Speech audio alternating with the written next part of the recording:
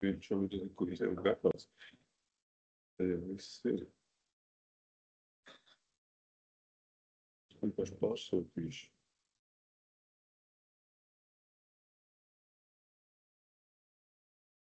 Jums vajadzētu beigts. Jā, Jā, tūlīt tā. Tad mēs...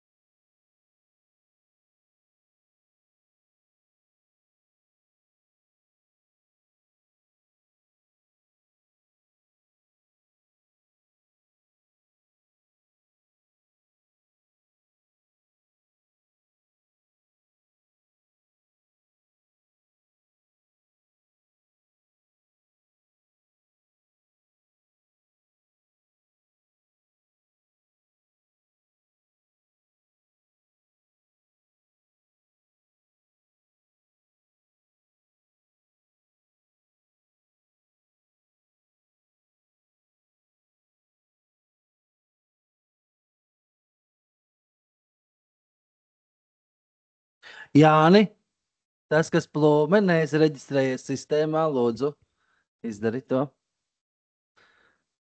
Ailēn, sagaidīsim tevi un sākam, jā.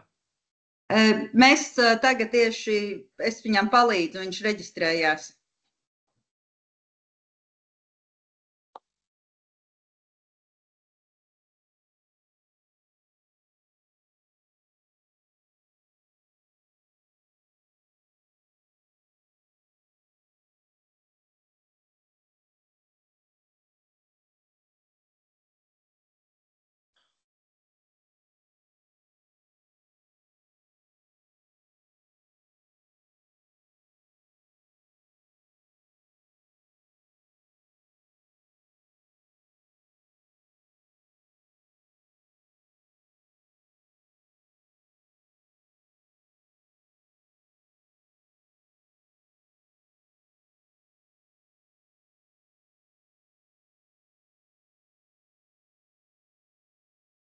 Viss ir pieslēgušies, kas ir noziņojuši. Tad mēs varam sākt. Sākam Sociālo veselības un sabiedrības iesaistes jautājumu komiteju. Kvorums mums ir 5 lēmjami jautājumi. Ķeramies klāt. Tad pirmais par grozījumiem Cēsu novada domes 2021. gada 2. decembra lēmumā numur 405 par deleģēšanas līgumu slēgšanu ar biedrību Cerības Spāni. Ziņo Inga Kārkliņa. Lūdzu. Labdien! Paldies! Es ierosinātu šos abus jautājumus apvienot, jo tā ir viena biedrība. Lūdzu uzlikt to tabuliņu, kur mums ir cenas. Jā, cenu salīdzinājums. Tātad mēs ziņojumu uzklausīsim par pirmajiem 2 jautājumiem. Jā. Bet jābalso būs par katru atsevišķu. Jā. Esam saņēmuši biedrības Cerību Spārni vēstuli par to, kad ir nepieciešams palielināt cenas, sākot ar nākamā gada 1. janvāri. Šeit mēs sagatavojam tādu cenu apkopojumu, lai jums būtu vieglāk saprast. Tie ir pakalpojumu grupu māja, dienas aprūpes centrs un specializētās darbnīcas, kas ir Spārē un Cēsīs. Šie pakalpojumi, kas izveidot deinstitucionalizācijas laikā. Un šeit jūs pirmajā kolonnā redzat esošo cenu, kāda šobrīd ir, ko mēs maksājam pašlaik pakalpojumu sniedzējiem. Un otrajā koloniņā ir plānotā cena. Kā jūs redzat, tās starpība nav ļoti liela uz katru pakalpojumu. Un arī tajā pēdējā koloniņā mēs esam sarakstījuši, ko ietver tās cenu pieaugums.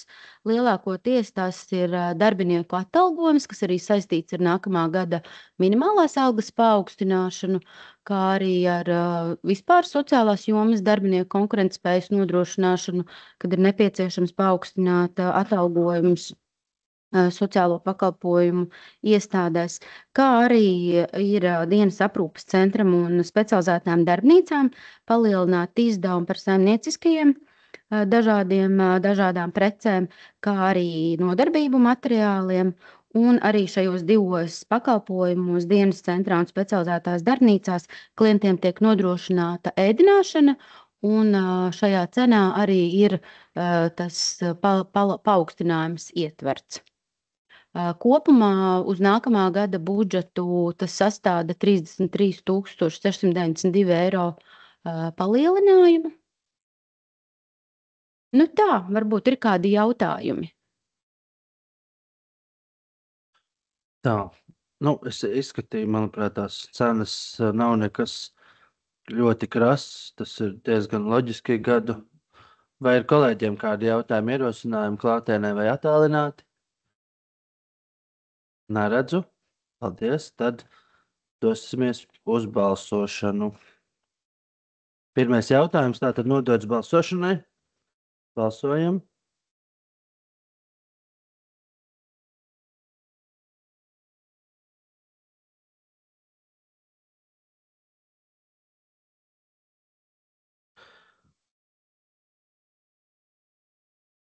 Jānis Plūme.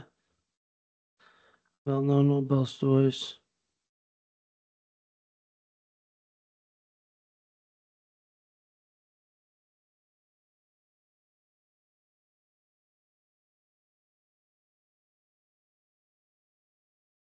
Es Ivo neredzu līdz galam, viņš ir attālināti. Ir izdevās, viss kārtībā, jā. 7 par, pret atturās nav, lēmums pieņemts. Un pēc ziņojuma arī seko otrs balsojums tātad par grozījumiem 23. gada 25. maija lēmumā par deleģēšanas līgumu slēgšanu ar biedrību Cerību Spārni. Ziņojums jau bija, arī šeit balsojam.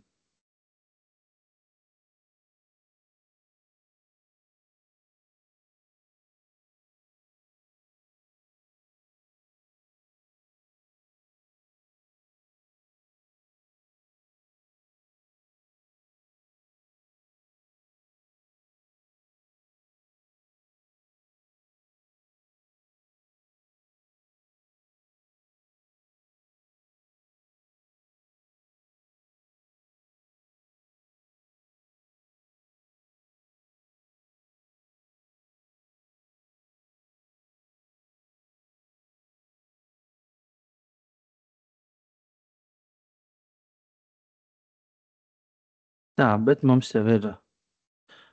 Tad Jānis vēl nav, jā. Jāni, ja tev ir tehniskas problēmas, tu vari mēģināt arī mutiski pateikt savu balsojumu.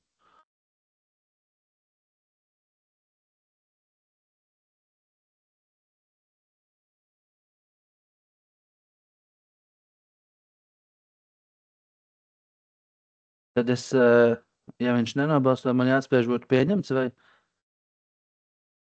Jā, tas 6 par, pret atturās nav, lēmums pieņemts. Jā.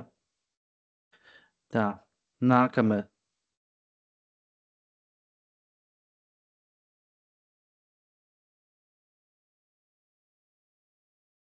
Tu tikai izliecies, ka tas bija.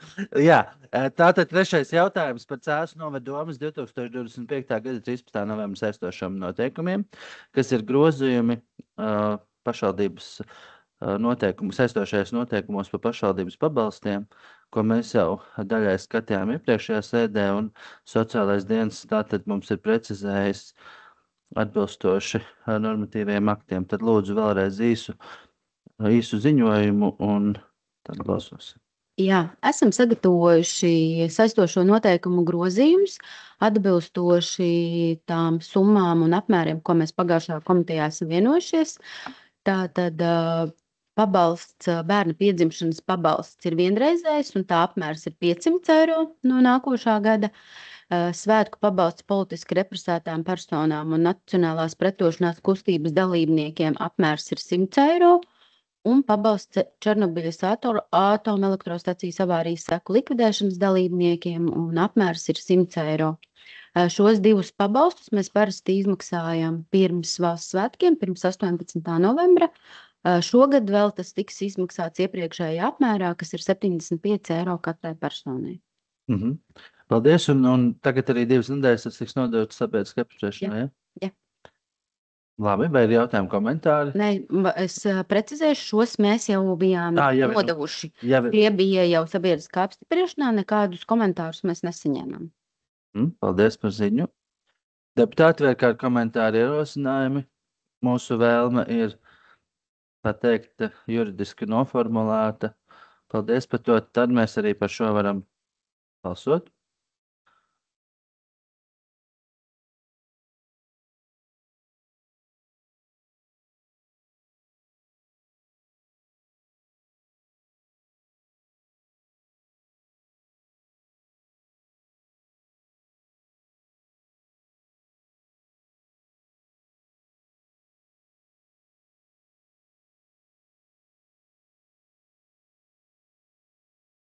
Jāni, vai mums pagaidīt, vai slēgt balsojumu?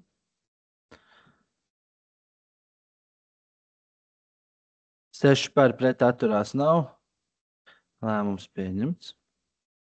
Nākamais ir 4. punkts par Cēsu novada domes 2025. gada 13. novembra saistošo noteikumu grozījumi. Tad pašvaldības saistošajos noteikumos par atbalstu bērniem, bāriņiem un bez vecāku gādības palikušiem bērniem, audžu ģimenēm un aizbaliņiem apstiprināšanu. Ziņo Inga Kārkliņa, lūdzu. Jā, šajos saistošajos noteikumos mēs esam sagatavojuši savu redzējumu, kas ir arī saskaņots ar bāriņtiesu un finanšu pārvaldi. Tas ir arī tas, par ko mēs iepriekš esam vairāk kārtīgi komitejās runājuši un arī dažādās darba grupās par to, kad ir nepieciešams palielināt ikmēneša pabalstu audžu ģimenēm, bērna uzturam, jo tas pabalsts, kas bija iepriekš, ir ļoti zems un rada problēmas Cēsu novadā bāriņtiesā ievietot bērnus vispār audžu ģimenē, jo audžu ģimenes nav gatavas par tādām mazām summiņām vairs bērnus uzņemt. Un mūsu viedoklis, kādam vajadzētu izskatīties nākamā gada šim atbalstam, mēs viņu arī piemērojām, kā iepriekš runājām, minimālajai mēneša algai, kas šobrīd tas mūsu redzējums ir 70% no minimālās mēneša darba algas par katru bērnu līdz 18 gadu vecuma sasniegšanai. Un 80% no minimālās mēneša darba algas par katru bērni vai bērnu ar invaliditāti, ko mēs ievietojam specializētajā audžu ģimenē. Summās nosaukšu jums tos ciparus. 70% no minimālās algas nākošajā gadā ir 546 eiro, un 80% ir 624 eiro. Un tas piemērošana minimālajai algai, mūsu redzējums ir tāds, ka, lai nebūtu katru gadu mums jāskata šī summa, tad līdzvērtīgi minimālās algas celšanai šī summa automātiski tiek pacelta audžu ģimenēm. Un papildus mēs lūdzam vēl pabalstu audžu ģimenei bērnu apģērba mīkstā inventāra iegādei palielināt. Šobrīd tas bija 300 eiro kalendārajā gadā ar izmaksu 1 reizi mēnesī.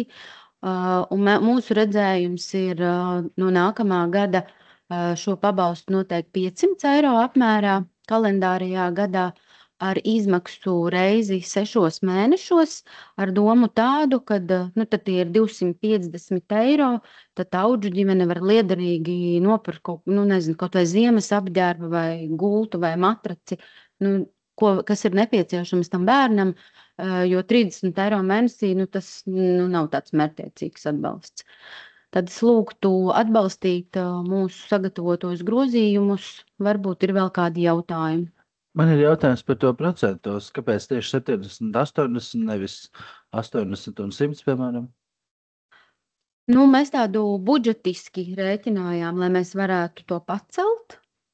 Protams, būtu ideāli, ja mēs varētu vairāk vēl maksāt, bet šis ir tāds pirmais solis, ko mēs varētu spērt, jo tas kāpums būs diezgan liels, jo šobrīd tas, ko mēs maksājām par mazajiem bērniem līdz 7 gadiem, ir 215 eiro, un pa lielajiem mēs maksājam 258. Tad gandrīz uz pusi ir tas palielinājums. Bet mēs jau tajā vienā no pirmajām sēdēm redzējām, ka valstiski mēs izpildījām tikai minimālo to slieksni. Es aicinātu Finanšu komiteju tomēr arī pievienot to skatījumu, ka mēs ar šo dubultošanu varbūt šur tāpatās esam tajā pašvaldības sarakstā. Tur bija arī 700 un virs 1000. Ja jūs varat tādu līdzvērtīgi mūsu līmeņu pašvaldībai pievienot tādu papildus tai argumentācijai, ka šis kāpums nav nekas astronomisks. Mums ir tāda tabuliņa, kas ir uz šā gada, man liekas, janvāra, pavasara pusē, bet, iespējams, kaut kāda pašvaldības skatīsies un nākamā gada arī cels tās cenas. Tā kā mēs pievienosim to sarakstu. Tas būtu ļoti labi. Jo tas lēciens nav nekas tāds abnormāls, skatoties, ka mums vairākus gadus bija pilnīgi minimālais līmenis. Jā, bet budžetā pieaugums mums pret šo būs 112 000. Tas nav maziņš. Jā, gan vairāk kā puse. Bet mūsu 120 pār miljoniem attiecībā uz šiem bērniem, es domāju, tas ir. Jā, un tad vēl, ja mēs ņemam vērā no nākamā gada tā informācijai, ja mēs ievietojam bērnu institūcijā, nākamā gada SOS bērnu ciematā viens bērns mums izmaksās 2164 eiro. Pret kādu pieaugumu? Šobrīd bija 1600, 500 pār eiro. Labi, Ivā, lūdzu. Paldies. Jā, vizuāli būtu, protams, ļoti svarīgi, lai redzams, cik ir šogad, cik būs nākamgad, vienkārši var salīdzināt, jo tas ir ļoti liels pieaugums. Protams, ka audžu ģimenes regulārs vienmēr to ir teikuši un teiks arī turpmāk, ka tas atlīdzība ir pa mazu, un tomēr ir svarīgi parādīt, ka tas nav kāpums pa 5 eiro. Tas ir liels kāpums. Es redzu par audžu ģimenēm, kur ir tā redakcija par aizbildņiem? Par apakšējais 1.3 punkts. Jā. Pabalsts audžu ģimenei. Viņš ir tas ir bērnu apģērba mīkstā inventāra iegādē. Tos, kas ir tikai aizbildnim mēnesī, to mēs šobrīd nepalielinam to. Aizbildņiem nepalielinam atlīdzību? Nē. Kāpēc? Ja mēs vienojamies, mēs varam sagatavot tādu redakciju. Šobrīd mēs ilgstoši runājam par audžu ģimeņu atbalstu. Pēc būtības. Tieši tāpat kā izglītībā, arī šajā jautājumā piedāvāju mainīt retoriku. Mēs nemaksājam naudu par skolām vai vēl kaut kam. Mēs maksājam naudu par bērnu izglītību. Bērns atrodas audžu ģimenē vai pie aizbildņa. Tas ir pēc vecāku apgādības palicis bērns. Un neatkarīgi no tā, kuru formu mēs juridisko izvēlamies, viņa uzturēšana izmaksā vienādi abās ģimenēs. Vēsturiski, protams, ka audžu ģimenēm šis atbalsts ir bijis lielāks, jo mēs saprotam, ka tas tika veidots kā īslaicīga uzturēšanās vieta, un likumiskais pārstāvis joprojām ir pāriņtiesa, savukārt aizbildņiem ir pats šis aizbildnis līdz pilngadībai, bet bērnā uzturēšana, audzināšana, skološana, viss pārējais, tās izmaksas nemainās. Ja mēs ceļam vienai grupai, kas paņem bērnus, tad kāpēc lai mēs neceltu citai grupai? Aizbildņiem valsts maksā par bērnu uzturu. Mums ir valsts noteikusi pašvaldībai bērnu uzturam, kad mums ir jāsadz kā pašvaldībai. Es saprotu. Kopējā summa, jebkurā gadījumā, ko saņem aizbildņi vai audžu ģimenes, kopējā summa joprojām aizbildņiem ir mazāka. Šos saliekot, joprojām aizbildņiem mazāka. Šajā gadījumā tā šķēri paliks vēl lielāka. Tā ir tiesa gan valsts savu daļu plāno pacelt. Jā. Tā ir taisnība, bet tā kā, ja mēs vienai grupai paceļam, es vienkārši neredzu, vienmēr sakot, tas no mans puses būtu ierosinājums paskatīties, vai mēs tur kaut ko varam darīt. Es saprotu, tas jautājums par naudu, un tomēr šis ir tas brīdis, kad mēs budžetu, sarunas tūlīt sāksim. Šis ir pareizais brīdis, kad to darīt. Jā, mēs varam beigās, nonākt pie dažādiem secinājumiem. Pie tā, ka varam pacelt, nevaram pacelt, pa cik varam vai nevaram. Bet situācija evidenti. Mums ir aizbildnim 400 eiro gadā par katru bērnu, ko mēs kā pašvaldība aizbildnim izmaksājam, ja reizi mēnesī izmaksājot atbalstu. Tas ir šobrīd. Gadā. Reizi pusgadā. Reizi pusgadā 200 eiro, gadā 400 eiro, ja aizbildnis uzņemās rūpes par bērnu. Bet tā ir pašvaldības atbildība un mūsējā iniciatīva, ka mēs tādu esam. Ik mēnešu maksājums aizbildņiem? Ik mēnešu pašvaldībai nav. Tikai no valsts, jā. Bet ja jūs varētu uz Finanšu komiteju tad paskatīties, jo valsts jau to savu piedāvājumu apklājums ministrija minējusi, vienkārši cik ļoti liela ir tā šķēra starp šiem bērniem un starp šo audžu ģimenēs esošiem bērniem, jo noteikti, ka būtu tiešām, es piekrītu Ivo, ka tas nebūtu pareizi, būtu milzīgi tā šķēra, varbūt arī to skaitu. Es esmu bijis aizbildnis. Tas bērns izauga liels un palika pilngadība, viņam bija vēl un tā, bet tos gadus, kad es biju aizbildnis, tad es saprotu, ka valsts par to maksā. Taču es saprotu, ka par to naudu es tur nevarēju atļauties neko tam bērnam nopirkt par to, ka es saņēmu. Es saprotu, ka visu, es jau nedarīju tāpēc, lai man kāds maksātu naudu, vai ne? Bet tā visa nauda jau 100% aizgāja tā bērnu, tur izglītībai, apģērbam, visam pārējiem. Ja viņas būtu vairāk, tad vairāk nauda varētu aiziet, jo visādi pulciņi, visu kaut kas, tas viss jau palicis dārgāks. Un, teiksim, šiem bērniem bieži vien ir biežāk un vairāk vajadzīga kaut kāda specializēta palīdzība. Ja tur ir kaut kāda traumatiska pieredze iepriekš iegūta, pārsvarā tā ir. Tad tur ir terapijas un nav visādas lietas. Labi, tas ir ierosinājums. Paskatīties. Es arī neuzskatu tā, ka tu jānonāk pie rezultātu, ka tu obligāti tiek kaut kas maksāts. Nē, iespēja ir obligāts. Paldies. Vienkārši tā problēma, gan jau, ja šo iekļautu tā kā nākamajā, tad atkal viss tas saskaņošanas process, bet iespējams to var uz nākamo mēnesi, jo šie notiekumi jau periodiski ir vaļā, jo es domāju, tā vienlīdzība būtu ļoti, ļoti svarīga. Elīna Stapulona ir pacēlusi roku attālināti, lūdzu.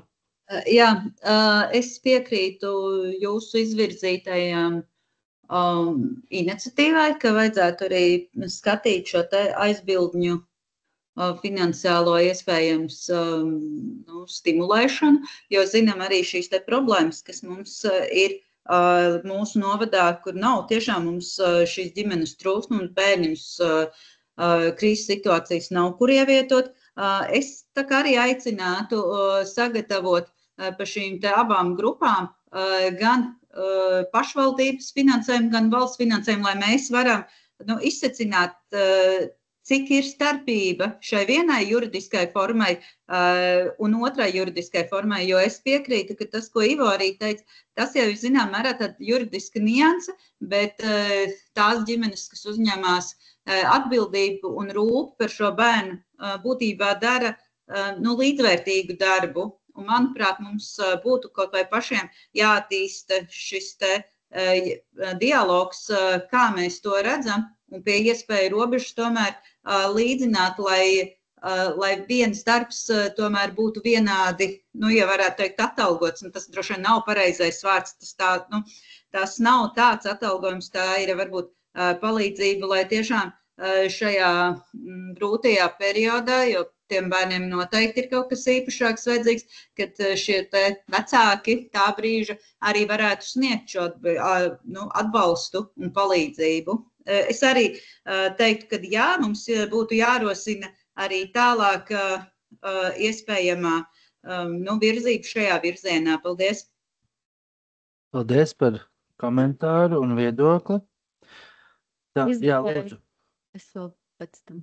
Un tad, es gribēju tikai pajautāt, es tā esmu dzirdējis, jūs varat apstiprināt vai noliegt, ka mums ir šobrīd kaut kāda mazais krīzes stāvoklis ar to, ka bērnu skaits kurus mēs varētu izņemt no ģimenes, vai kuri jau ir izņemti, vai kuriem būtu vajadzība nokļūt audžu ģimenē vai pie aizbildņiem, ir lielāks nekā to ģimeņu skaits, kuras ir gatavs viņus uzņemt.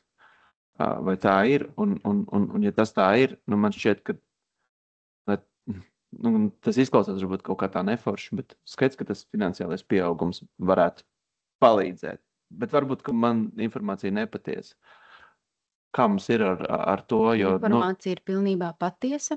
Tā nav tikai mūsu cēsu problēma, tā ir visas valsts problēma. Šodien pat rakstījām, papildinājāmies Sociālo dienestu vadītāju apvienības valde, Bāriņtiesu asociācija un Sociālo darbinieku biedrība. Esam sagatavojuši vēstuli par šo krīzes situāciju visā valstī. Tā ir ļoti nopietna. Ja mums ir jāizņem bērns, mums vispār nav audžu ģimeņu, kurās mēs ievietotu viņus, jo šobrīd bija pēdējās krīzes situācijas, kad audžu ģimenes atsakās no bērniem un mums viņu nav kur likt. Pēdējo bērnu mēs 3 mēnešus ar ļoti labu sadarbību ar krīzes centru vienojāmies, kad viņi pagarinājām tos līgumus.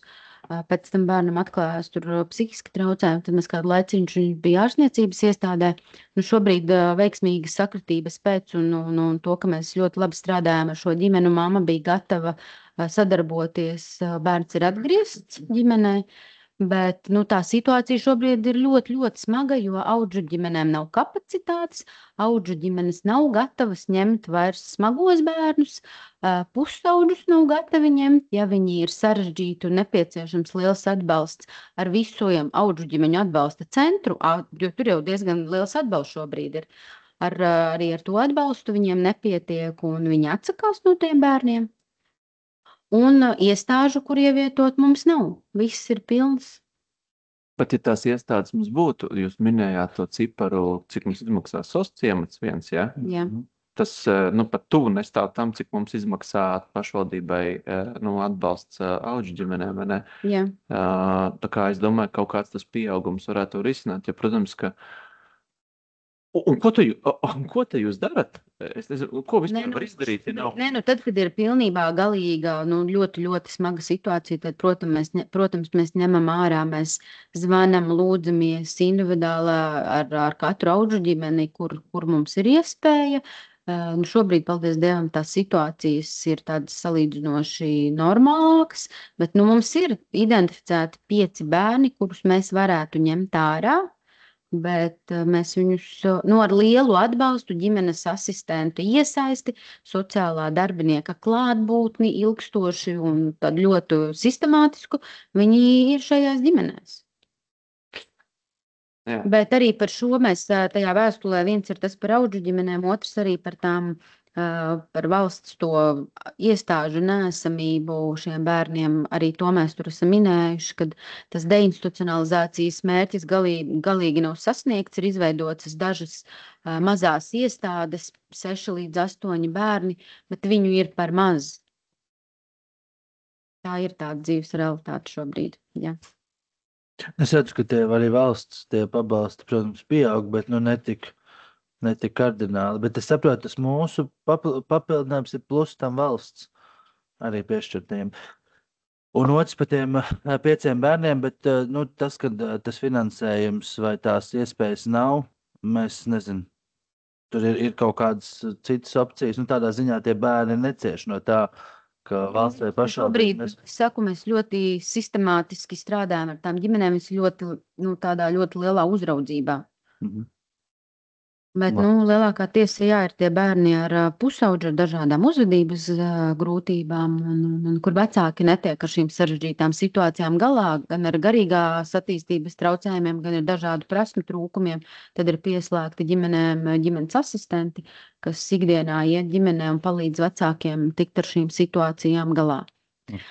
Es vēl gribēju papildināt, varbūt jums ir kāds redzējums, cik mēs varam palielināt to atbalstu tiem aizbildņiem. Ja mums šobrīd ir 400 eiro gadā par katru bērnu.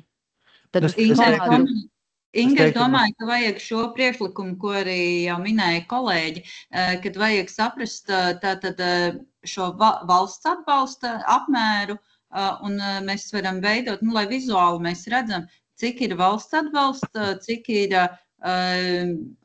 cik attiecīgi ir auģu ģimenēm arī, ko mēs un ko valsts, lai mēs varam šo proporciju redzēt un saprast to būtību. Labi. Es teiktu maksimāli pielīdzināt. Ņemot vērā, ka vienai grupai, protams, tie atbalsti varbūt Tas ir mūsu lielāki. auģu ģimenei ir ļoti lielāks atbalsts. Jā, kā bet tā ir, jā, bet tur gan jau ir kritērija, kāpēc valstī tie atbalstī. Protams, ka jums gan jau būtu tā analīze jāveic no tā, kas ir šobrīd, un no tā, kas ir tā prognoze, pieņems to budžetu nākamgad. Es domāju, ka jūs varētu apskatīties visus tos. Un varbūt arī procentuāli var jau aprēķināt, cik liels ir tas auģu ģimenēm un cik ir aizbildņiem, es te redzu, tad vienkārši arī, tādā veidā arī uz to jautājumu apskatīties. Tā, vai kolēģiem ir vēl jautājumi, komentāri? Šo mēs tā kā atbalstam esošajā, bet priecātos par to pielīdzināšanu, bet noteikti, ka šis ir jāpieņem, tad tie varētu būt jauni noteikumi nākotnē. Tā. Es nododu balsošanu šo.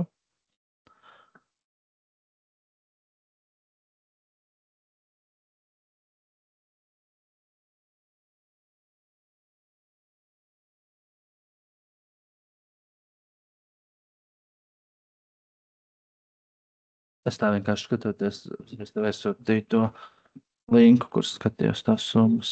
Tā. Visi ir nobalsojuši, 7 par pret atturās nav, lēmums pieņemts.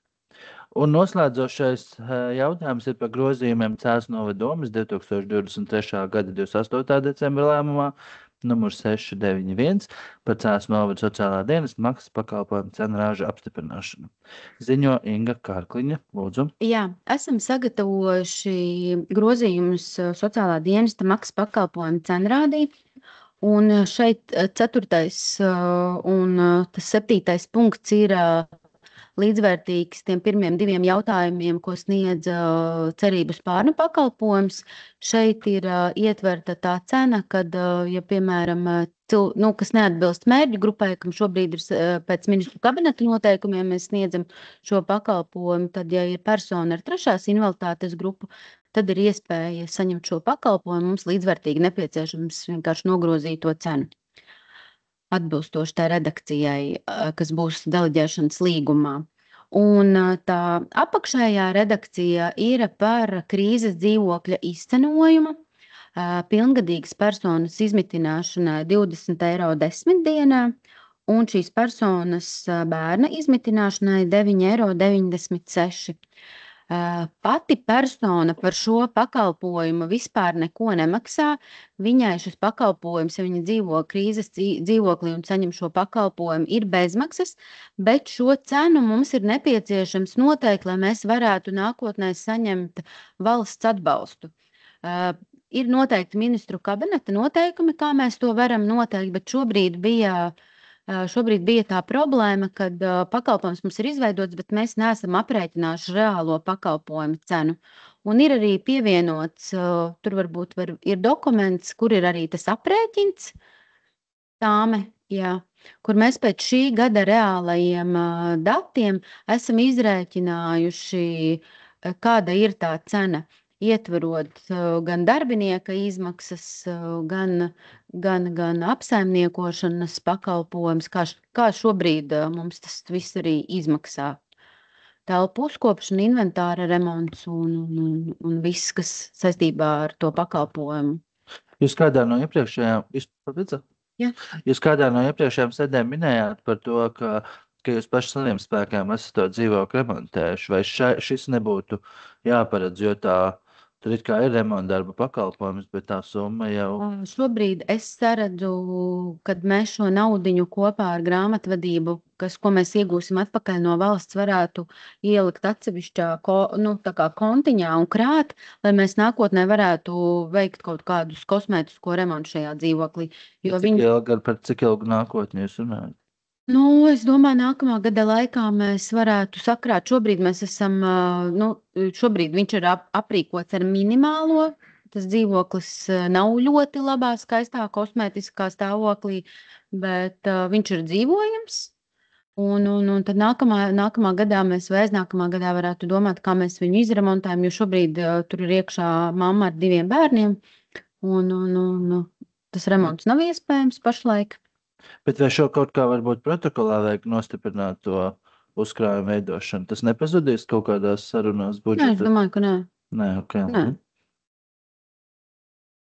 Kolēģi, vai ir jautājumi, komentāri par Man tik viens jautājums tāds. lūdzu? Kā var tik precīzi aprēķināt, teiksim, ka 9,96, nevis 10 eiro, teiksim, kas būtu vieglāk, man liekas, visām pusēm? Nu, tur ir tas. Vai 31,02? Tur ir tas grāmatvediskais aprēķins, ko mēs esam savilkuši kopā no tām reālajiem rēķiniem, kāda mums ir viņš šobrīd.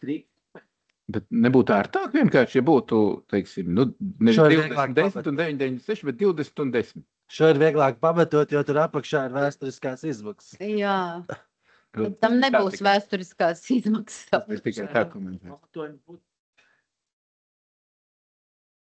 Mhm.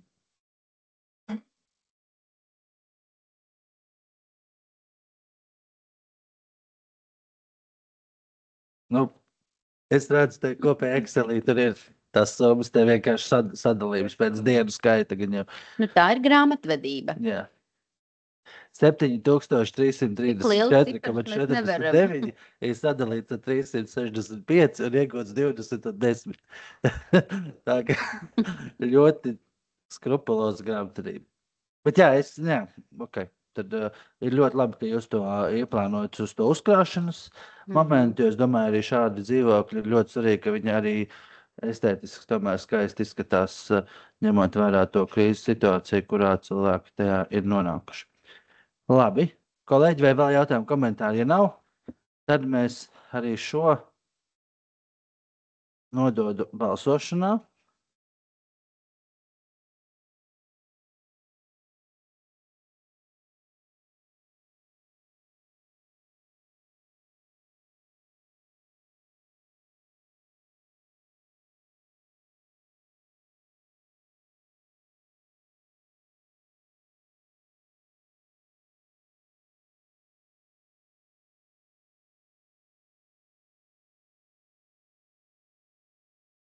Tā 7 par pret atturās nav, lēmums pieņemts. Es gribēju jūs informēt, ka visticamāk nākamajā mēnesī komitejā varētu ciemos mums nākt Cēsu klīnikas pārstāvi. Viņi pastāstīja par aktualitātēm un arī par prevencijas nodaļas darbu. Viņiem ir vairāki vēstījumi, kas sakām un arī iepazīties. Viņi netika šo, bet viņi teikuši, ka varētu būt, ka nākamajā tas varētu būt pie saturiskā jautājuma. Jā. Arlēns varēs. Nu, ne, mēs jau esam, tātad vajag uzlabot apgaismojumu kādā no kabinetē. Bet jā, visādi citādi paldies visiem par dalību sēdē, sēdi slēdzu.